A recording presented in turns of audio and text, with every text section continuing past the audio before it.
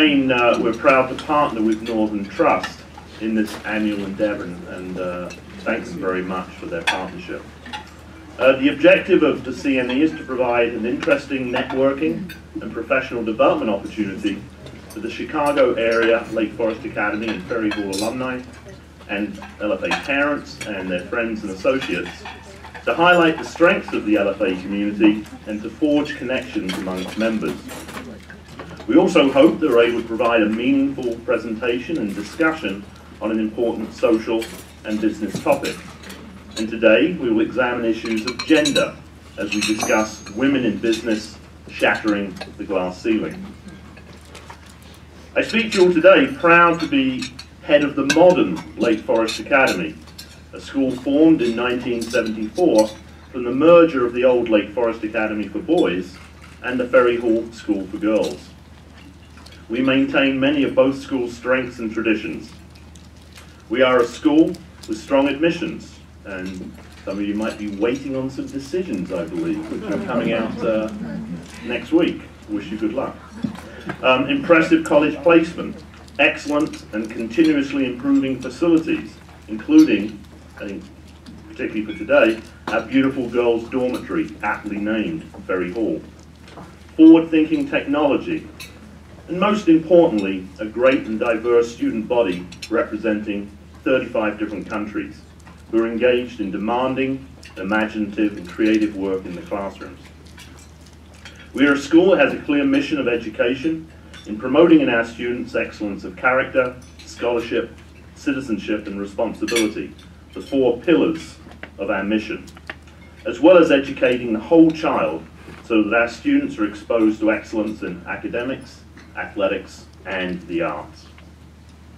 I'm delighted that the networking event today is focused on an area of significant importance to Lake Forest Academy, issue of gender, and is therefore connected to who we are and what we do as an educational institution.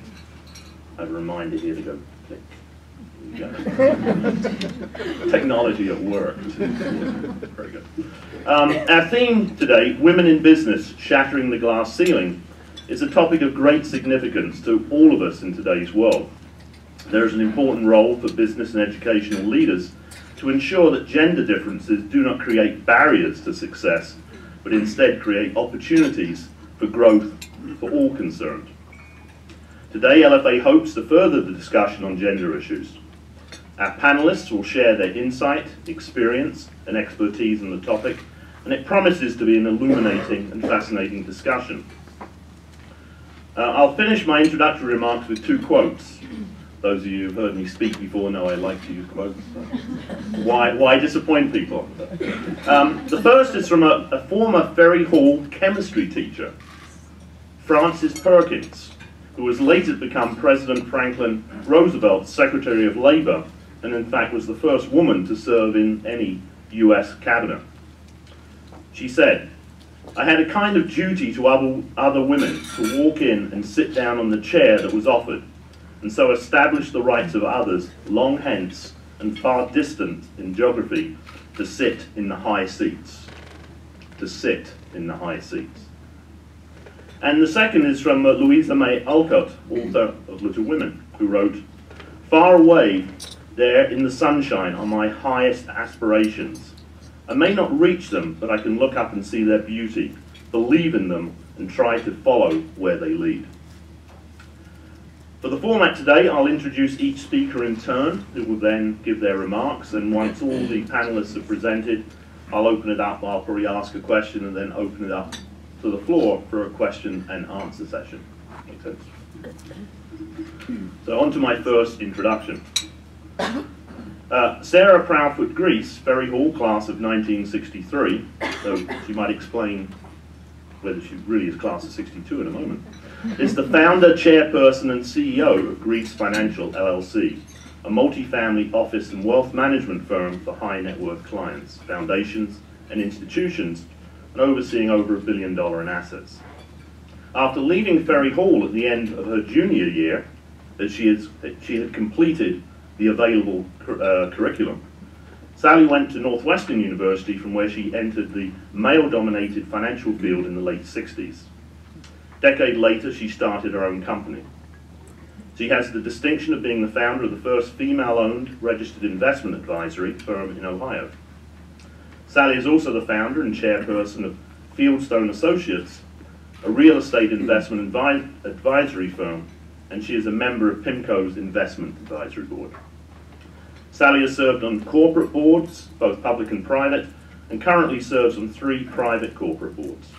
She has been dedicated to serving the community through not-for-profit board leadership service over the years, particularly in Cleveland. Currently, she is a trustee of the Cleveland Foundation, where she is chairperson of the investment committee that oversees their $2.2 billion endowment, Case Western Reserve University, the Holden Arboretum, and the Cleveland Botanical Garden. She is a life trustee of Hawkins School, and most significantly, a former Lake Forest Academy trustee, and the recipient of the Academy's Hall of Fame recognition in 2008. Please welcome Sally Gries.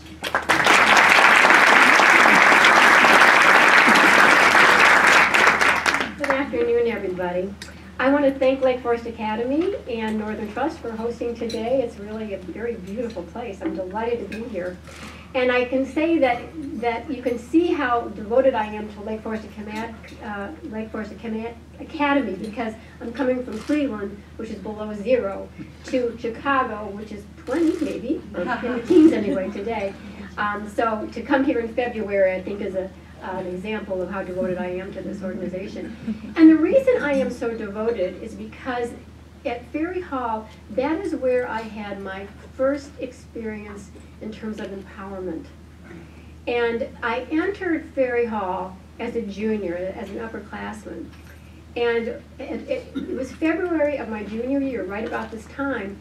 One of my teachers came to me and they said, "Sally, do you realize that you're taking all senior classes, except senior English? You can't come back here next year." I said, "Well, what do I do?" And she said, "You have 2 choices. You can go to Northampton, which is a 5-year high school, or you can go to college, and I think you ought to go to college."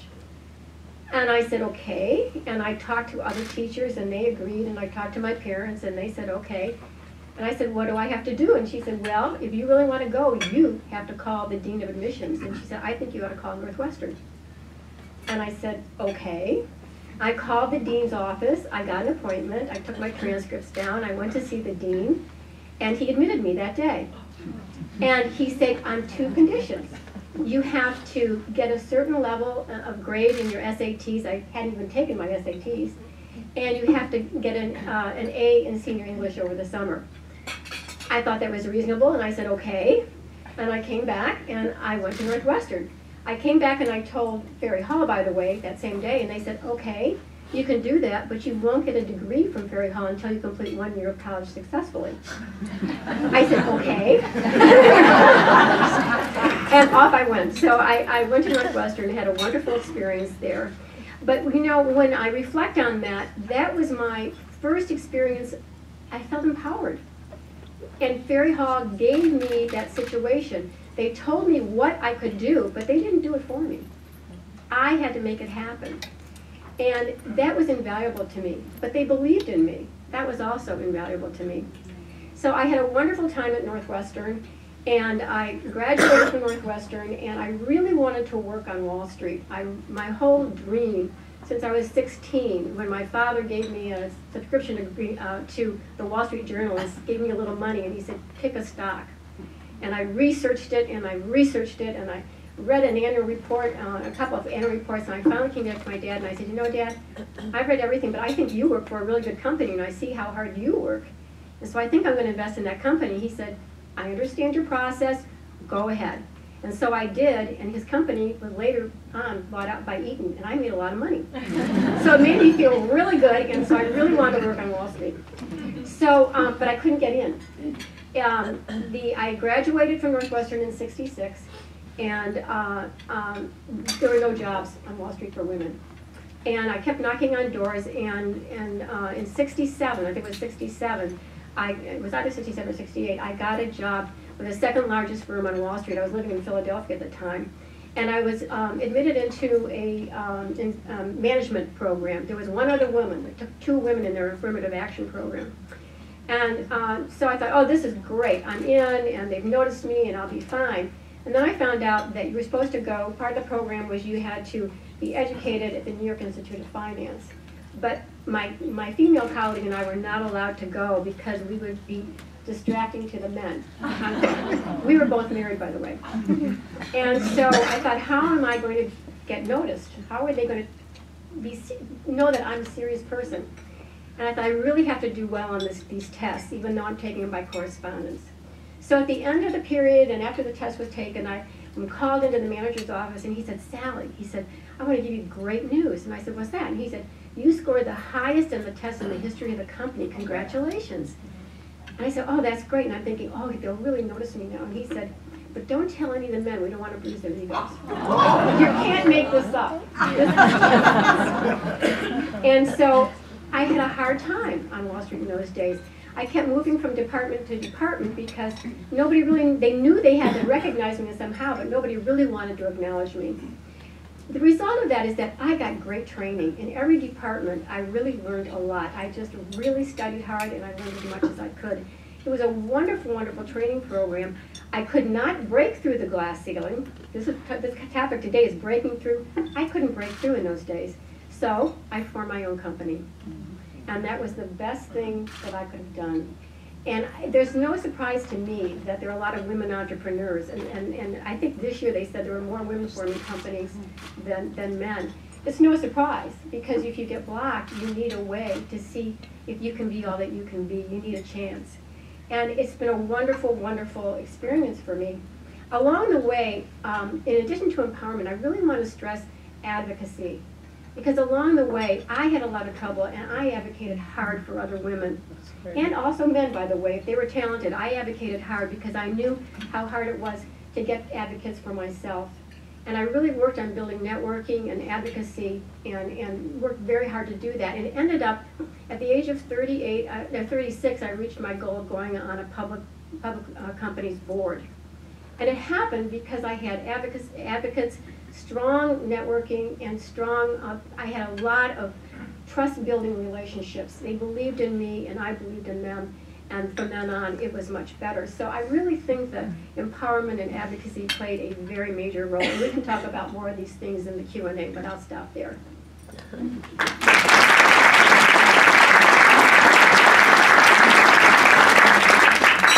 I think I was meant to do this before.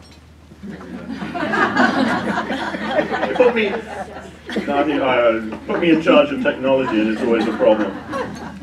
This is what happens. Thank you, Sally. Our second speaker, and I'll leave this one up for a little bit, and then I'll put yours up after. Absolutely. Dr. Victoria Medvec is the Adeline Barry Davey Professor of Management and Organizations at the Kellogg School of Management at Northwestern University. In addition, she is the president and CEO of Medvec & Associates, a consulting firm focused on high-stakes negotiations and strategic decisions. Vicky is a renowned expert in the areas of negotiations and executive decision-making. She teaches these topics to senior-level executives from companies around the world. Her clients include General Electric, Merck, McKinsey, Fidelity, Goldman Sachs, McDonald's, Bristol Myers Squibb, JP Morgan, BlackRock, and many, many more. Vicky also speaks across the country on topics relating to women in leadership, corporate governance, and board decision-making. As a co-founder and executive director for the Center for Executive Women at Kellogg, she has focused on moving more women into senior leadership roles and onto the boards of directors of Fortune 1000 companies. Vicky's research is published in top academic journals, such as Psychological Review and the Journal of Personality and Social Psychology. In addition, her research has been highlighted in numerous popular media outlets, including the Wall Street Journal, New York Times, the Washington Post, and even the Today Show. Vicky serves on the board of directors for a Guarantee Financial Corporation, where she serves on the compensation committee. She also serves on the advisory board for Shields Menley Partners, a private global career management company specializing in CEO transition. And finally, and of course most importantly, Vicky is a parent of an LFA senior, Barrett, please welcome Vicki Medvec.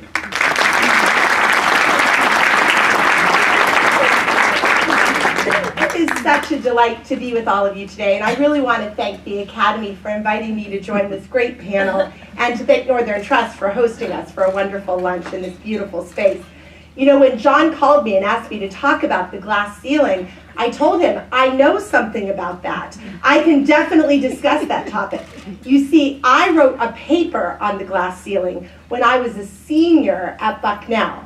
So in 1986, I declared in my dissertation at Bucknell that there was definitely a glass ceiling in the past, but that it was changing. And then I realized how little I knew as a senior in college about the true glass ceiling that was there. And so years later, when I was a faculty member and had just become a tenured professor at the Kellogg School, I co-founded the Kellogg Center for Executive Women.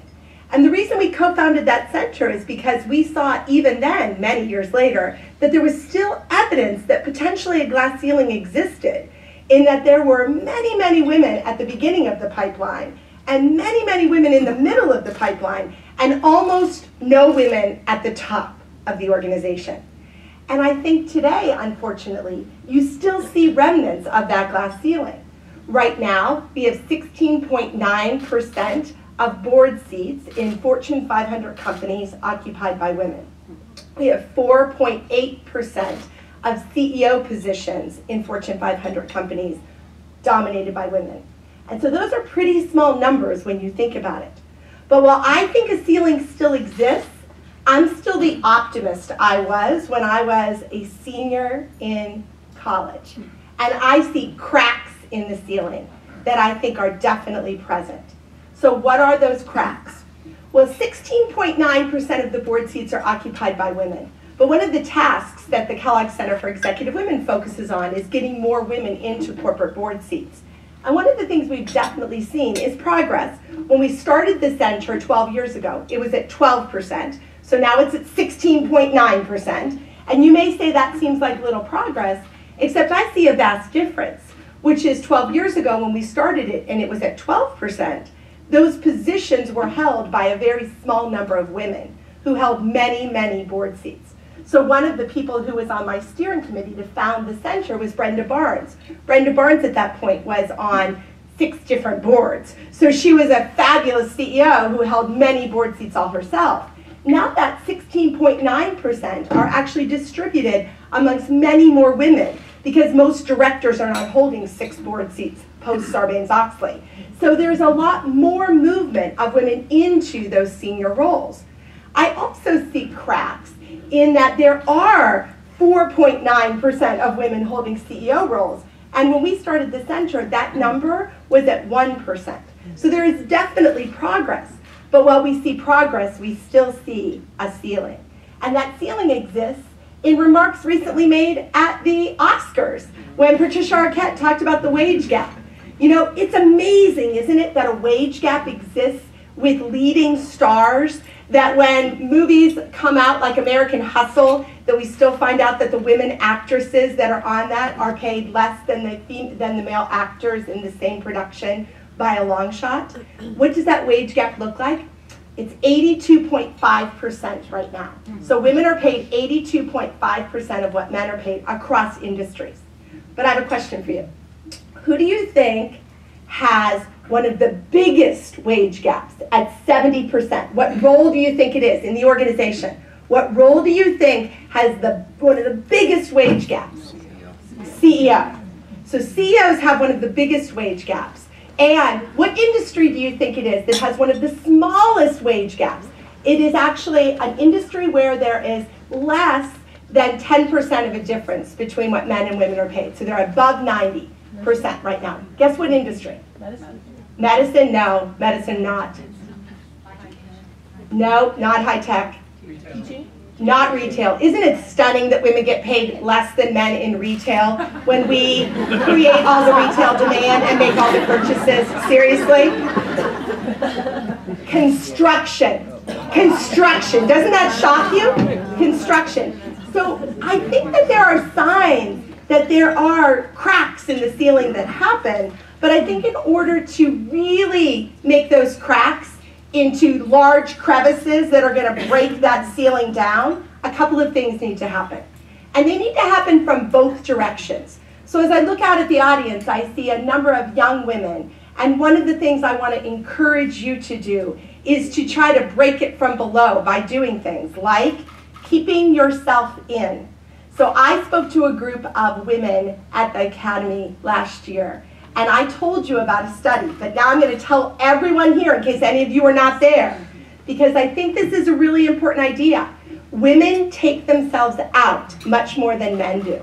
So if there was a job posting, let's imagine you saw the posting and it had 5 essential criteria for the job. How many of the 5 criteria do you think women would need to possess before they would apply for the job? How many do you think? 5? 5 for sure. Some people say 6, right? But definitely 5. Absolutely 5. How many do you think men need to possess before they will apply for the job? 2.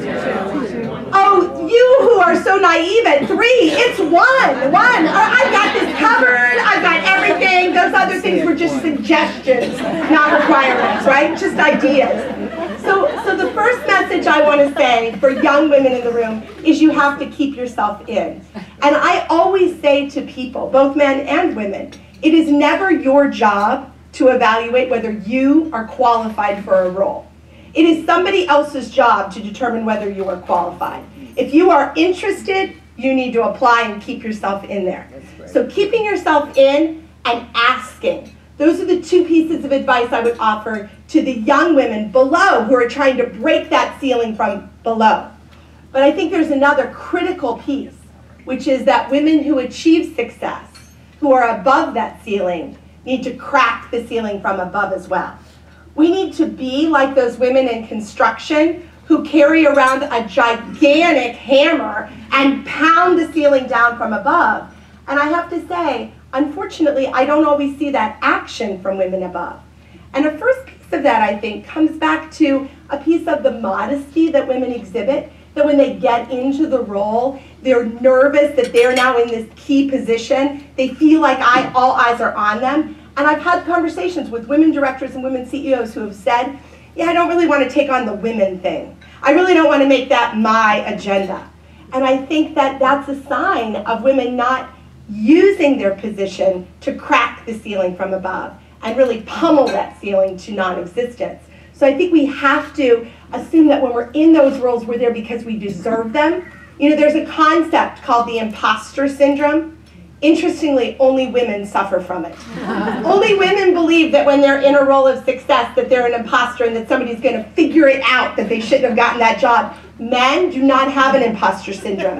Men have the I deserve it syndrome, right? I absolutely am where I should be and I should be further, really. But what we want to see is you've got to be there and own that position and make sure that you're crashing the ceiling from above. Right now, CEOs make 70%, female CEOs make 70% of what male CEOs make. So that says this is a woman, she's highly sought after, she achieves the highest level, and we're still allowing a big gap to exist. And that's about not speaking up and not asking, but it's also about not recognizing that you have achieved that success and that it's really our job to crush the ceiling for those below. So you know on the front of your cover you have that shoe. Do you know what we're supposed to do with that shoe? We take off that heel and we pound that ceiling from above because we've got to make use of the tools and assets we have, like the success we achieve as we move ahead. Thanks so much.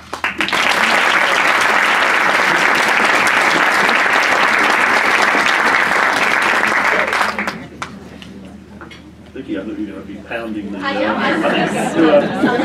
think do a Khrushchev there or something like that. Thank you, Vicky. And our final speaker, Kate Waddell, graduated from Dartmouth College and qualified as a CPA. Her professional experience as a CPA included serving as a senior financial analyst at AC Nielsen Company and as a senior accountant at PricewaterhouseCoopers. I'm going to now move to this. Yeah. Kate began volunteering at Lake Forest Academy in 1997 when her oldest son joined the Lake Forest Academy community. And in 1998, she was asked to join the Board of Trustees. She relinquished the position to serve as the president of the Parents Association from 1999 to 2001, but was then re-elected to the Board of Trustees again in 2001. As a board member, she worked with the admissions office to increase the Academy's day population, served as chair of the Advancement Committee for 7 years, and helped to ensure that the Ferry Hall Task Force had the support of the board and the school administration. In 2007, Kate was elected chair of the Lake Forest Academy Board of Trustees, becoming the first female in the history of the Academy to hold that position. Following her term as board chair, Kate assumed the role of campaign chair for the successful and unprecedented campaign for LFA, and she continues her service to LFA today as a life trustee. Kate currently serves several organizations, including the Chicago Botanic Garden Board of Directors, where she's the vice chair, the Chicago Symphony Orchestra's 2020 Capital Campaign Vision, where she is the co-chair, and the Mount Vernon Ladies Association, where she is a vice regent. She is also an active member of many organizations, including Dartmouth College's Centennial Circle of Alumni, the Garden Club of Evanston, Cole's Children's Museum, and the American Red Cross.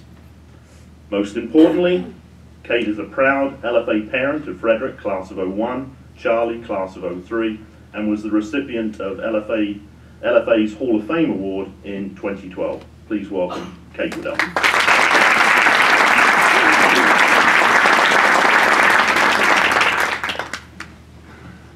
We actually thought that the shoe would be better. So, hello everybody. Thank you, John. Thank you, Northern Trust. It's always fun to be in front of all my Academy friends. And this time, speaking to you not about the campaign or the state of the school, but to tell you a little bit of my personal story that you may not know that fits into our topic today, and I would call it maybe career derailed and then resumed. My background is that I grew up in Buffalo, New York, where I attended Buffalo Seminary, a very rigorous girls' prep school. I was too young to be part of the 60s movement and the Vietnam War, and the focus on women that Title IX brought came a little bit behind me, but definitely I was coming of age during the years of affirmative action. From Buffalo Seminary, I went on to Smith College. I was surrounded by wonderful, serious-minded women thinking about careers in law, medicine, business. The upper class women were wonderful role models. Smith provided a wonderful network of women alums that would have been available to me had I chosen to stay longer at Smith, but I did not. I left after 1 year, and I went to Dartmouth College. I was there at the very beginning of co-education. There were 44 women in my class of 900 men. I was fortunate enough to marry one of them. I was an economics major. Often I was the only woman in the class, or maybe 2 or 3 of us. I don't remember ever having had a female professor. I know there were some, but I didn't have any. There were no female role models. There were no women alums who would have been there to help me on my career going forward or to make decisions. So I went from the extreme of a girls' private prep school, a women's, one of the 7 sister colleges, to an outstanding Ivy League institution, but no women. I went from there to Price Waterhouse, accepted again. I seem to fall into these first situations. The public accounting firms were looking for liberal arts graduates. They wanted to build some professionals into their staffs who were not undergraduate business majors with accounting degrees. And I was accepted into the program at Price Waterhouse, and I spent a summer at the Johnson School at Cornell. That's Cornell's business school, and in 12 weeks learned the accounting that others had spent 4 years learning as an undergraduate. Again, it was 24 of us, 21 men and 3 women. But at Price Waterhouse, there were a lot of professional women, and I was fortunate to work for a few of them. I left there, went to work for a client, AC Nielsen Company, again, into a newly created position, first time for that position, and went on to become one of the first professional women to become pregnant. No legacy of how to handle maternity leave, professional women. At that time, my husband was commuting to Oklahoma City. Nielsen was acquired, and my job was moved to New York. So it was a simple decision at that point to depart. And there I was. I had a great education, I had skills, I had access, I had opportunities, but nothing was really compelling for me to go back into business. And I soon, and I had offers to go back into different areas, but I suspected that I had started off in the wrong profession. And my strengths were not readily apparent to me. I didn't know where to turn for advice. As I said, I turned down opportunities to return to work, but it was very hard for me to identify what my next professional opportunity should be. It took me 15 years to figure out why this was, and I realized that I had never had a mentor. And you're going to hear us talk about advocacy, sponsors, mentors, but it took me truly 15 years to put this together, and I will always wonder how different things might have been if I had had a mentor who could have helped me sort through my skills, my strengths, my weaknesses, and perhaps I can help some of you save those 15 years today. I believe very strongly that mentors are important for success. Mentors are not family members, they are not spouses. They are individuals who see in you what you do not see in yourself, who have your best interest in mind and have gained your trust. I often wonder if a good mentor doesn't see a little bit of themselves in the mentee. Because mentors help you understand yourself, they open doors for you, and they help you navigate both the realities and the nuances of the workplace. I believe that women of my generation, and I already know that Vicki and Sally agree, that we need to provide mentoring and support to the younger women who follow. Men have been networking for years. They're very good at it. We need to catch up. We need to give ourselves permission to ask for help, and we need to play on the same team. And we might talk about that a little bit more later. But a lot of things changed for me when I joined the LFA board after 15 years of volunteering and doing pro bono work. Again, I stepped into a very male environment. Bruce, you may remember, there were, I think, 2 women on the board. I might have been the 3rd or I might have been the 2nd. I don't quite remember. But LFA and the LFA board brought out the best in me. My skills became apparent, and the LFA board confirmed that they are in strategy, planning, and problem solving. I figured out that I am a lateral thinker. No wonder accounting and finance didn't work for me. And a little joke I told later, there was a time, and for any of you bankers in the room, there was a time when I thought I was destined to work for the Fed. Can you imagine a lateral thinker at the Fed? I think maybe the time has come and they could use a few. But I often wonder what my career path might have been if someone had taken the time, or I had met the right person to look at me and understand what my strengths were 15 years ago, 30 years ago, but better late than never that I figured it out. So thank you all. I hope I've saved some of you 15 years, and I look forward to a great conversation to follow.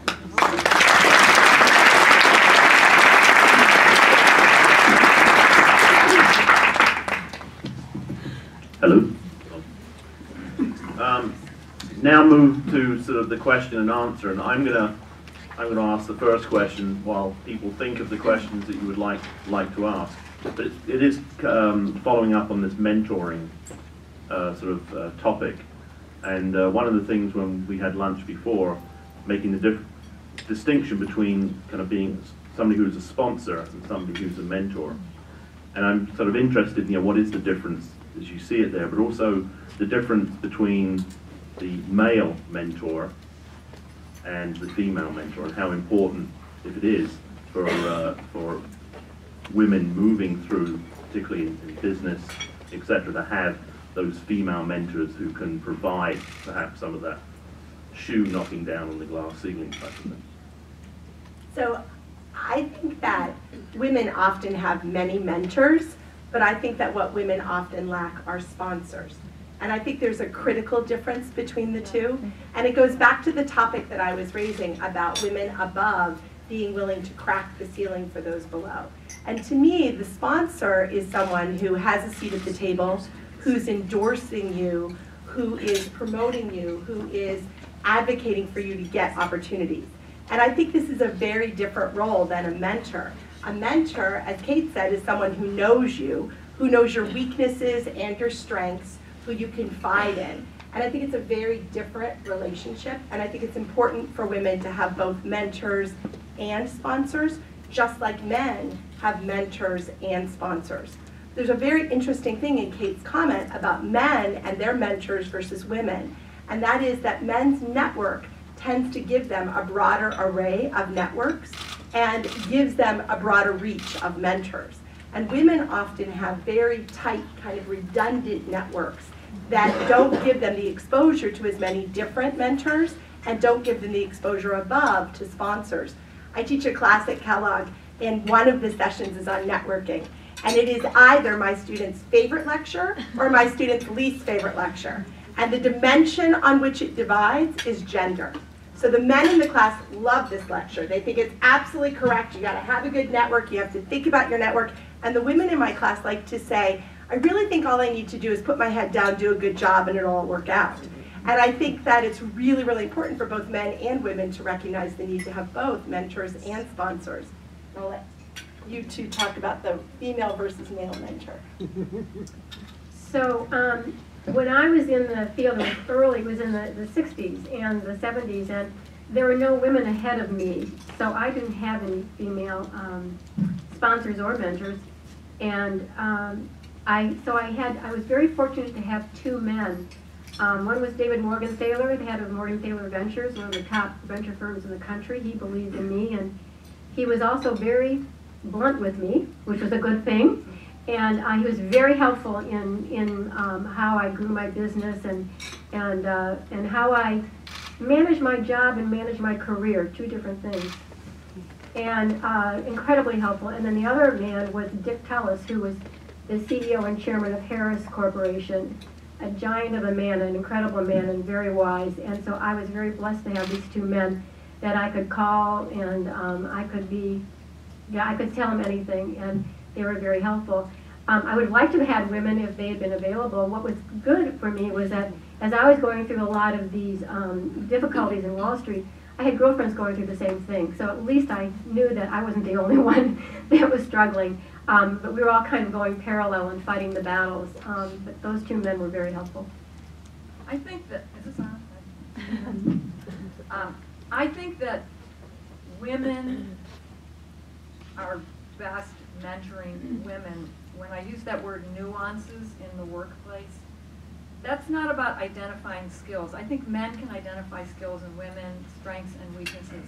But I think there are nuances in the workplace that women need to be supported. And I used the example when we had lunch that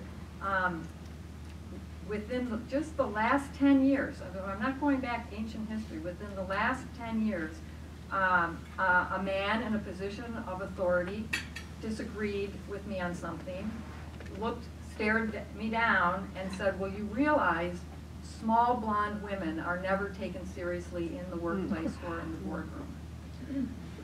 That's the type of thing that a woman can help another woman with. I think Or a sledgehammer could help. Could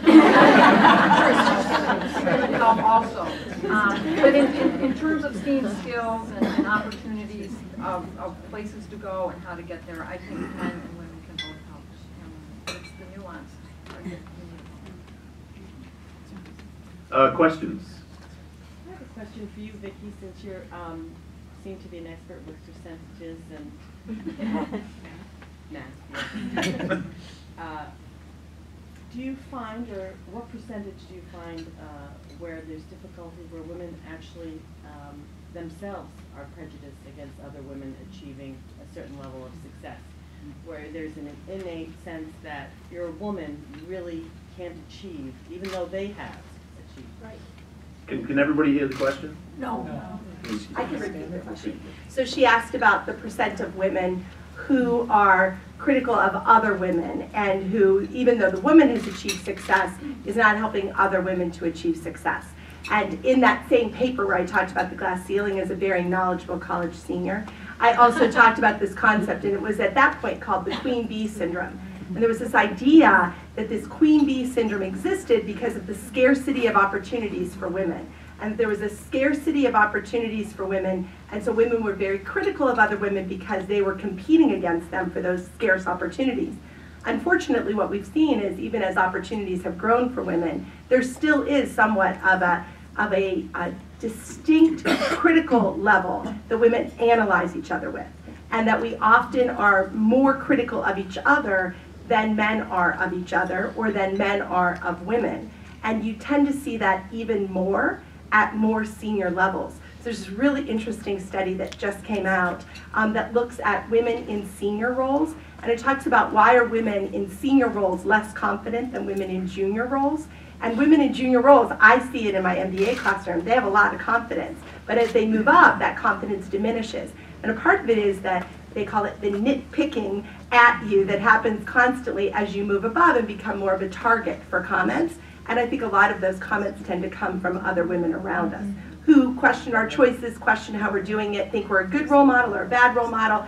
And I think there's a lot of that that still exists today, much like it did when I wrote the paper on queen bee syndrome in 1986. Another question.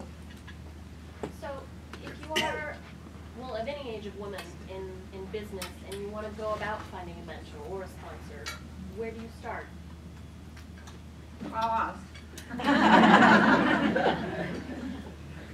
Well, you know, I would start with networking, and horizontally and vertically.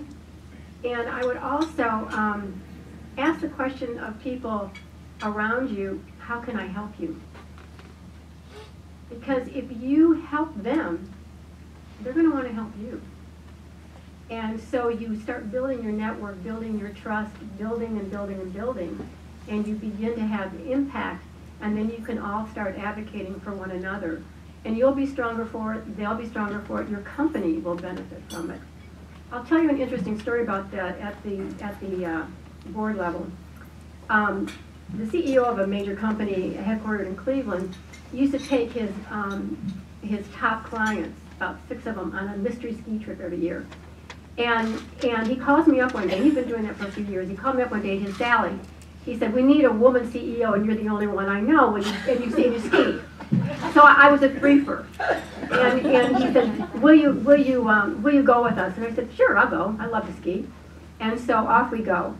And so we did this a couple of years, and I said to Pat, I said, I'm getting kind of lonely here. Don't you have a woman client? Isn't there a woman CEO around here that you have in your big company, you know, that you service? He said, as a matter of fact, I do.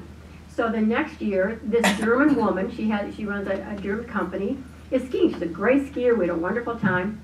So that's great. A couple of years go by and say, Pat, I was reading your annual report. You don't have any women on your board. And he gave me the usual, you know, I can't find anyone. I said, a man of your stature and ability and networking, you can't find a woman for your company? And he said, you know, you're right. So next year, we're skiing, and he said, Sally, I've got great news. I've got a woman on the board. And I said, that's fantastic. Why not 2? and sure enough, the next year, he had 2. Now, he has since passed away, but I was just looking at the annual report the other day. They still have 2 women, which is great. But what I was doing was I was advocating from the top, and those women will never know that I was there pushing. But that's what you can do. And by the way, the company's a great company. It's done very well.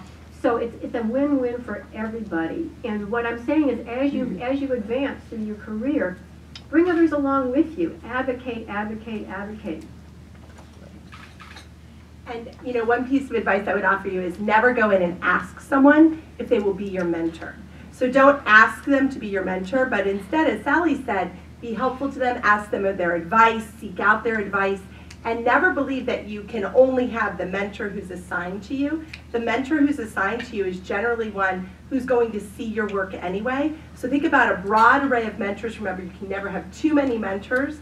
And the key thing is what Sally said, which is make yourself indispensable to them so that then you have an interdependent relationship with them where they like the relationship with you and you have a great relationship and get something from them. Next. I would like to say one other thing about mentoring. I think you have to, I think a mentor should not be in your firm where you're working. This is for men and women. Because your mentor is going to know everything about you, the good and the bad. And in your company, you really want to stress the good.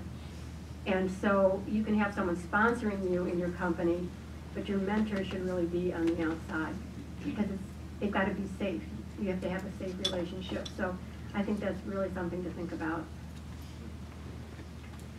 Mr. Tennyson. Vicki, it's probably a question for you a little bit, but you know, as kind of the founder of that executive director program for women at Kellogg, is it something that you're seeing more and more at other business schools nationally? Obviously, it's had some success, and I also then think, you know, as someone who spoke to our students last year, and I think it was very well received, is it something where is it incumbent on a place like the academy where, hey, we should tap into alums, parents, other resources, and begin that process earlier? And I think, you know, we have dialogue on homecoming and reunion weekend that surrounds or kind of revolves around a number of issues. And is this something that we should add to our kind of our slate in the sense that, hey, can we start to instill confidence in our younger women at that age where, hey, that nitpicking syndrome becomes lessened, and instead we're kind of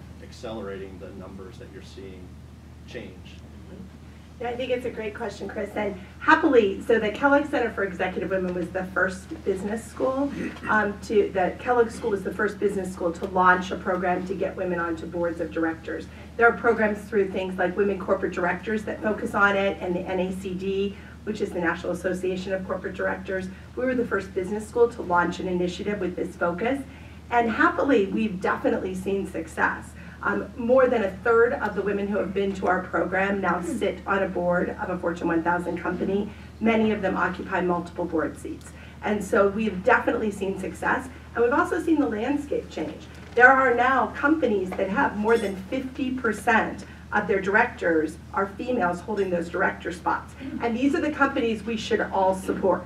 So Macy's is one of them, and it annoys me more than anything that I like to shop at Neiman's better. But I make myself shop at Macy's because Macy's has more than 50% of their seats held by a woman. Xerox, so keep in mind when you need that copy machine, which one to buy. Xerox is another one. Another one is Avon, so think about that in terms of your makeup. Many of the other makeup companies actually have not only almost all male directors, they're led by male leaders too.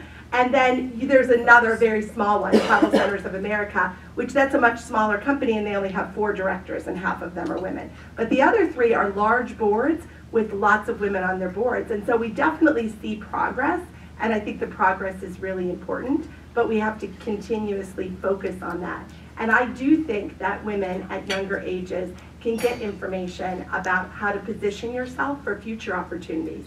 So, you know, one of the things we were talking about at lunch is the importance of having women in revenue generating roles and in the P&L side of the business. And a lot of women will move into more functional roles and the support side of the business and then stay in those roles for comfort because it's a more comfortable position where you're not really stepping outside of your comfort zone. But we know that risk-taking and moving outside of your comfort zone is really key to moving to that other side. So that kind of advice offered young, I think, helps women to make choices along their career path that can lead them to those future opportunities. Hi. Question for you. I'm probably one of the folks that started out being the youngest person in the room and then something happened. And now I'm one of the oldest people in the room. But one of the things I'm noticing is, are you seeing a difference in the generational woman. So the millennial, I think the challenge I've seen is that they may not be interested in the same path that some of us have taken to achieve whatever level we have, and they kind of have a bit of a different attitude and a different spin on things. Have you noticed as the generations, shift, a difference in how women literally approach this entire concept and how important it may or may not be? I've seen a difference in both men and women, frankly. What I see is a desire for better balance in their lives and a better quality of life, and so a yearning for flex time and just a different attitude towards the workplace. You still have your people who are really very intense and going to work very, very, very hard, but I'm seeing more and more a more general view, and they do have different goals. They have more life goals as opposed to just business goals.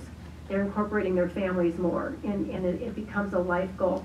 And companies are beginning to react, I think. I know in our own firm, we have flex time for men and women, and as long as they get their jobs done and they hit deadlines, they have a lot of flex time and a lot of individual responsibility.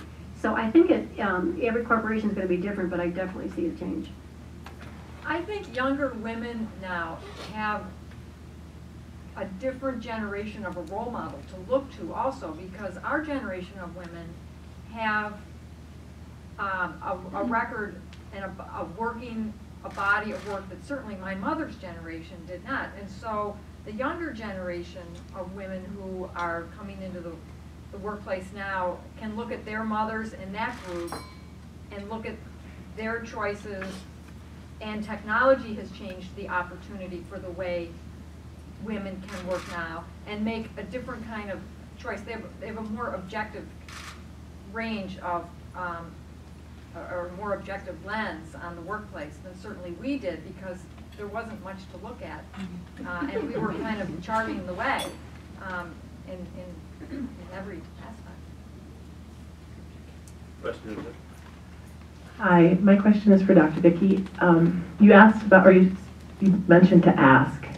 In my company, we definitely have women underpaid from men.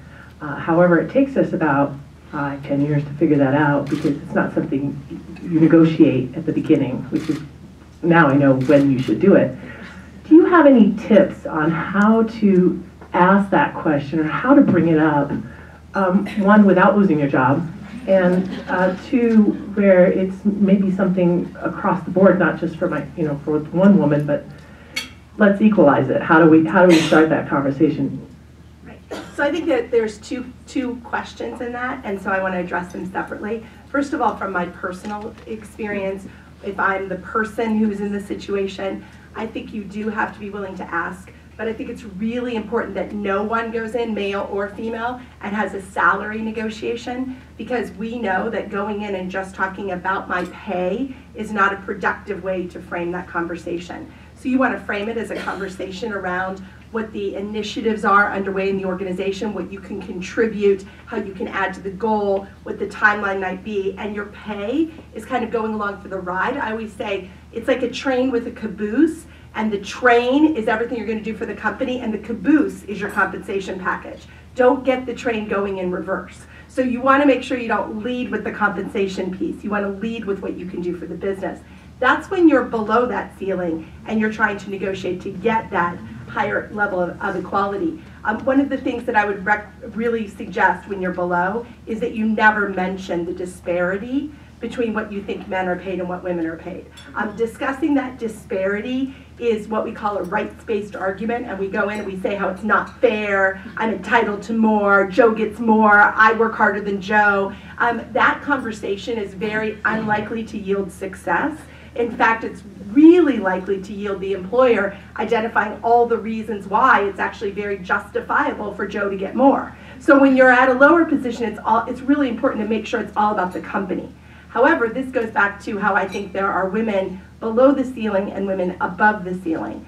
And I do think that women above the ceiling need to be very focused on what the numbers look like in their organization. I have a really good friend who heads a division of a Fortune 50 company, and she will pull out the numbers every single quarter and look at where the men are and look at the women and raise the issue. And she would be absolutely someone who will say she takes heat for doing that. People don't like to say that there's a problem, but there clearly is a problem, and she clearly is not going to stop talking about it.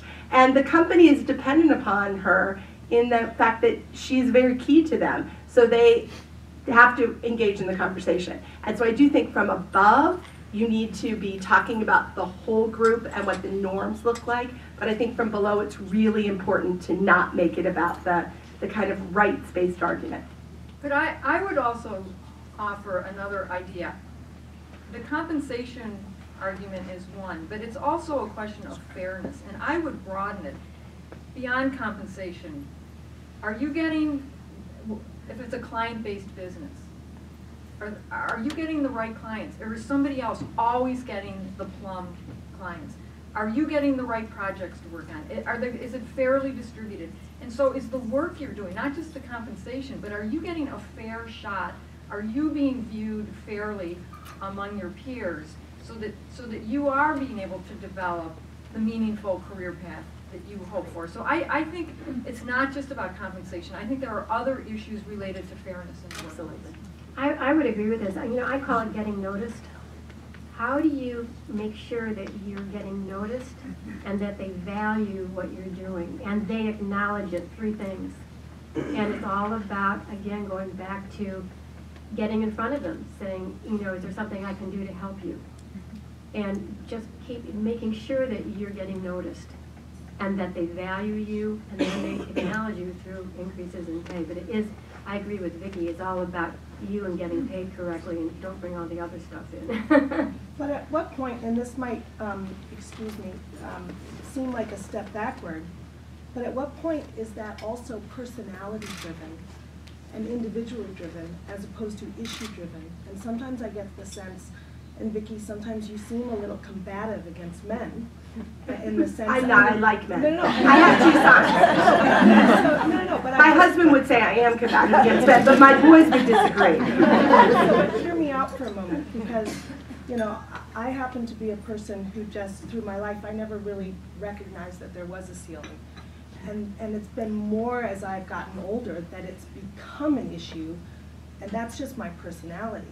And then there are other people who need more encouragement, but I guess to what extent can you make yourself get noticed if you don't have the personality to put yourself forward? And you might have others mentoring for you, but at what point does the issue and making it an issue make it more of a problem than just working hard and being yourself and letting your own merits shine forth? So I think it goes back to what Kate was just talking about, which is that you can work hard and do a good job and let your merit come forth, except if you don't have the key client accounts, then it's far less likely that you're going to shine as much as someone who has the key client accounts. So I think it is absolutely about working hard, but it's about setting up the situation so that your talent can be noticed and so that you can get that noticing. And I really believe that it's possible for women and men to do that, and that it's important for both to do that. That it's important to think about the situation, about how you can be helpful to the company, but also about how you can have the right opportunities. One final question, Robin. What role does goal setting play, or has it played in your life? I know when I worked for a company, we would do an annual review every year, and you would have to tell your boss where you wanted to be in 10 years, where you want to be in 5 years, where you want to be in 2 years, and you have to tell him or her how you're going to get that next position. So in your experience, have you used goal setting, and what advice would you give to men and women who are trying to advance their careers? The question is on the importance of goal setting.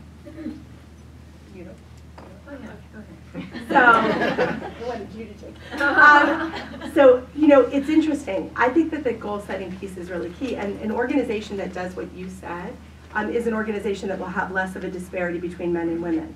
Because when the organization sets up conversations in a way where that's a typical part of what we discuss is where would you like to be in 2 years, what would you like to be doing in 5 years, then men and women do much better and do much more equal because the opportunity to have that discussion is posed. Where women do the worst is where the organization is more ambiguous about those conversations and doesn't really set it up as a formal conversation. So I had a professional service company called me once and they said, Vicki, we got a problem. We've got all these women that are in these associate roles and they're just not as ambitious as our men. And so we need you to come in and work with them because we need our women associates to be as ambitious as our male associates. And I said, what do you mean they're not ambitious? And they said, every year on the 360, we ask them, where do you want to be in 2 years? Where do you want to be in 10 years? And our women say things like, I want to be in a role that best meets the needs of the company. And our men say, I want to be in this position. Our women are just not ambitious. And I said, it's not that your women are not ambitious, it's that they're not asking. That direct conversation is not being posed. And the more you make that a specific conversation that you have on a regular basis, the more you're going to see less disparity between where men and women will achieve success.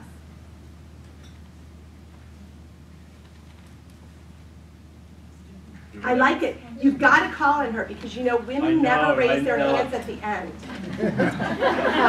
Women always think the rule is This is the final question.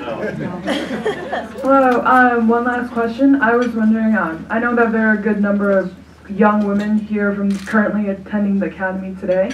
Either as a junior or a senior like myself, I was wondering how should young women like us proceed in terms of shattering the glass ceiling as we journey off into college?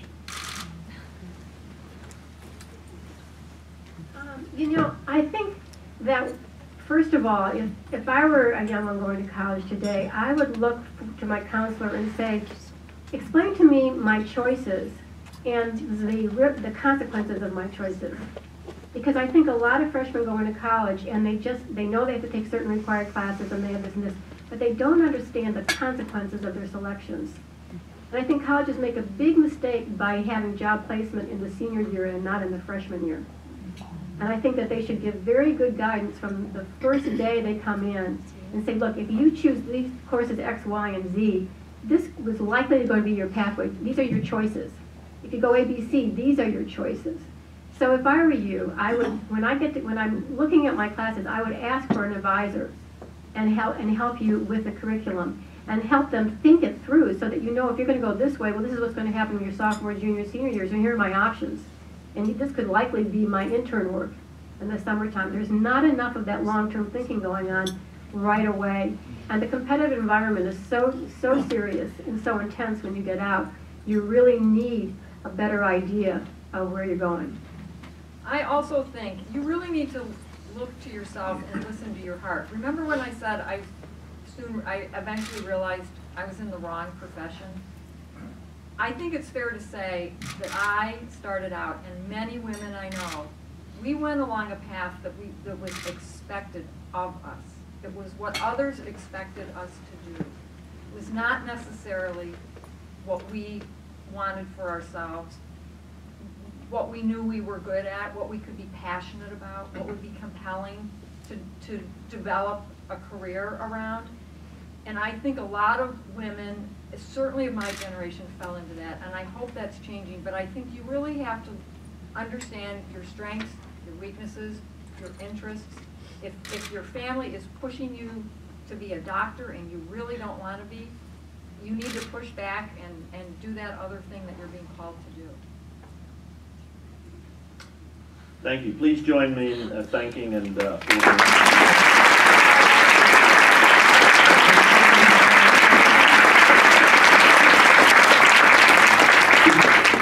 it's my role just a little wrap up and some thank yous. Obviously, first to Rick Waddell and Northern Trust for again hosting Lake Forest Academy for our networking event. It's tremendous. Julie Kennedy and other members of the external relations team for seamlessly putting all of this on. The LFA students from the FBLA and the Harlow Society for making the trek down here, and the faculty who accompanied them and came to join us at the event.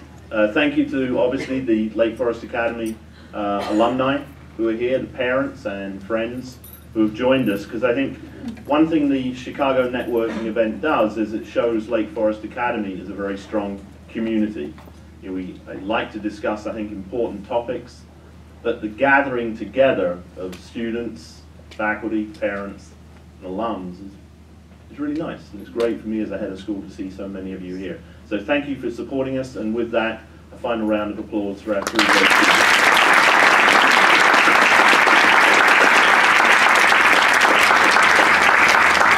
And with that, afternoon meeting is dismissed.